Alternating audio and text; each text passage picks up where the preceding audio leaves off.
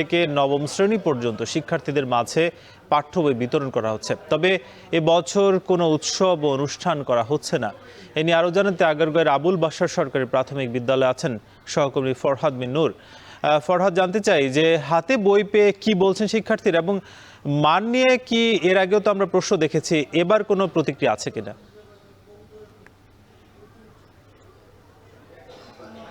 ধন্যবাদ। আমরা দেখছি যে শিক্ষার্থীরা বই পেয়েছে হাতে এবং তারা আসলে প্রতি বছর যখন ডিসেম্বর হয়, ডিসেম্বরের বার্ষিক পরীক্ষার পরপরই কিন্তু শিক্ষার্থীরা নতুন ক্লাসে উঠবার জন্যে, নতুন ক্লাসে উঠে নতুন বই পাওয়ার জন্য কিন্তু সবাই আসলে মুখিয়ে থাকে।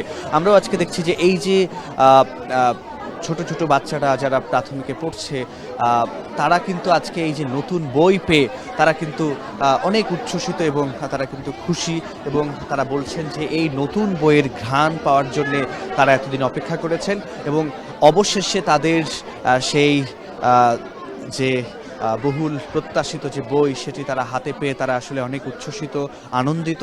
এবং আরেকটি বিষয় যদি বলতে হয়, এই বছর আসলে প্রাথমিক এবং মাধ্যমিকের সব মিলিয়ে এই বছর আসলে আমরা যেটি জানি যে 4.5 কোটি শিক্ষার্থীর জন্য 30 কোটি বই বিতরণের লক্ষ্য সরকারের রয়েছে। এর মধ্যে আমরা জানি যে মাধ্যমিকের বইটার ব্যাপারে যদি বলি, তার আগে প্রাথমিকের বইটা নিয়ে একটু বলি। প্রাথমিকে এবার প্রায় 100% বই আসলে ইতিমধ্যেই মাঠ পর্যায়ে পৌঁছে গেছে এবং আজকে বছরের প্রথম দিন শিক্ষার্থীদের হাতে হাতে সেই বইগুলো দিয়ে দেওয়ার কথা রয়েছে। এছাড়া মাধ্যমিকের বই নিয়ে যদি বলি, প্রাথমিকের বই 100% মাঠ পর্যায়ে পৌঁছে গেলেও মাধ্যমিকের বই কিন্তু এখন পর্যন্ত 100% পৌঁছায়নি। আমরা যতটুকু এনসিটিভির দেওয়া তথ্য মতো যদি বলি, 7% বই ইতিমধ্যে মাধ্যমিকের পৌঁছেছে। অর্থাৎ সব বই বছরের প্রথম দিন পাবে না মাধ্যমিকের শিক্ষার্থীরা। মাধ্যমিকের অন্যান্য বইগুলো পেতে মার্চ এপ্রিল পর্যন্ত সময় লেগে যেতে পারে বলে কিন্তু অনেকের ধারণা বা শঙ্কা। এবং আরেকটি বিষয় যদি একটু বলি, আজকে এখানে যদিও আনুষ্ঠানিকতা কিংবা বই উৎসব নিষেধ রয়েছে, তবে স্কুলগুলো নিজের মতো করে তাদের সেই সব নিজের প্রতিষ্ঠানগুলোতে তাদের শিক্ষার্থীদের মাঝে বই বিতরণ আজকে করছে।